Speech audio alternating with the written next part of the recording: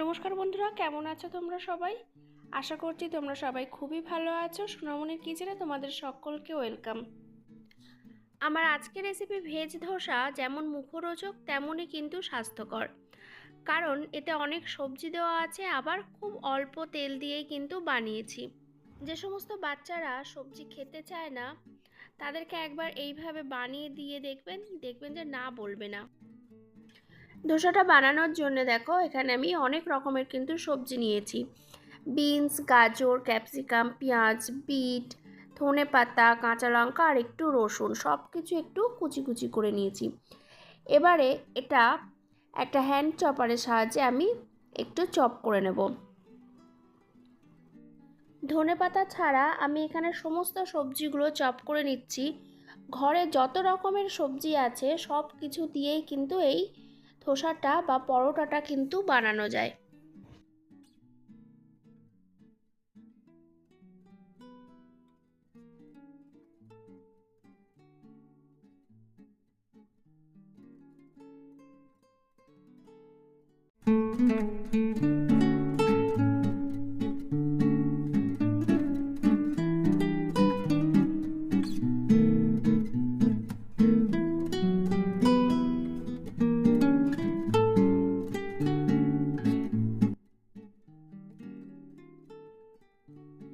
এবার একটা বোলের মধ্যে দিয়ে দিচ্ছি 1 কাপ চালের গুঁড়ো, আর দিয়ে দিচ্ছি হাফ কাপ আটা,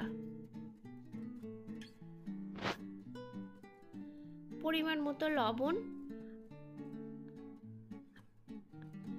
আর যে সবজিগুলো আমি চপ করেছিলাম সেটা পুরোটাই দিয়ে দিলাম। এছাড়া হাফ চামচ জোয়ান আমি হাতে ঘষে দিয়ে দিয়েছিলাম, এটা স্কিপ হয়ে গেছে, তোমরা দিয়ে নেবে। একেবারে বেশি জল দিয়ে কিন্তু এটা মাখবে না, অল্প অল্প জল দিয়ে এটা ধোসার ব্যাটারের মতো মেখে নেব।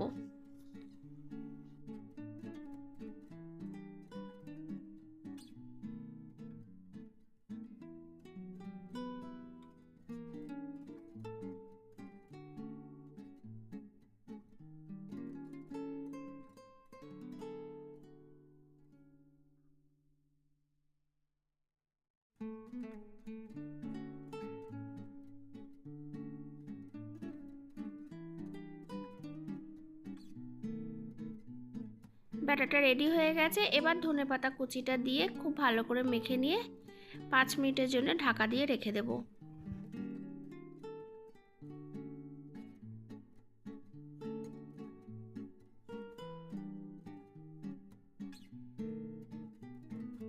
পাঁচ মিনিট পর ফিরে এলাম। এবার একটা কড়াইতে অথবা প্যানে, যার যেমন সুবিধা, অল্প সাদা তেল দিয়ে, তেল বলেছি এখানে খুবই কম ইউজ করেছি, কিন্তু অল্প তেল দিয়ে কড়াটাতে ভালো করে মাখিয়ে নিয়ে এবার ব্যাটারটা দিয়ে দেবো।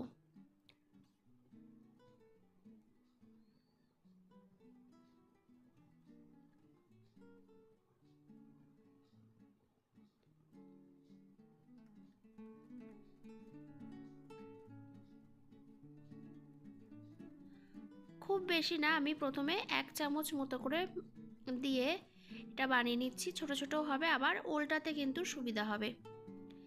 বেশি বড় করতে চাইলে বড় করতে পারো, মানে ভেঙে যাতে না যায়, যাতে সবার সুবিধা হয়, সেজন্যই বলছি একটু ছোট ছোট করে দিলে উল্টাতে সুবিধা হবে।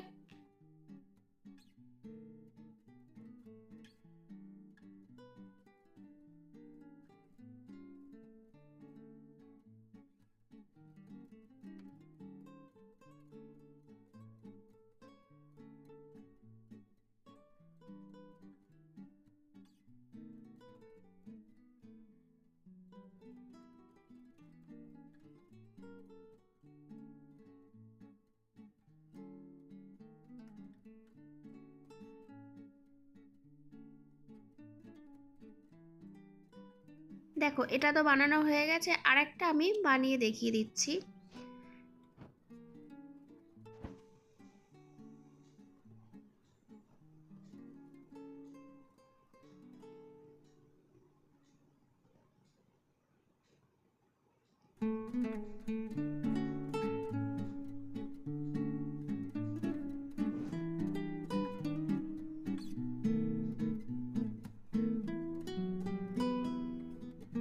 ধোসাতে অনেক সবজি দেওয়া আছে বলে কিন্তু এটা শুধুও খেতে ভালো লাগবে, আবার টমেটো কেচাপ বা যে কোনো চাটনির সাথে খেতে কিন্তু এটা বেশ ভালো লাগবে, তরকারি না হলেও চলবে।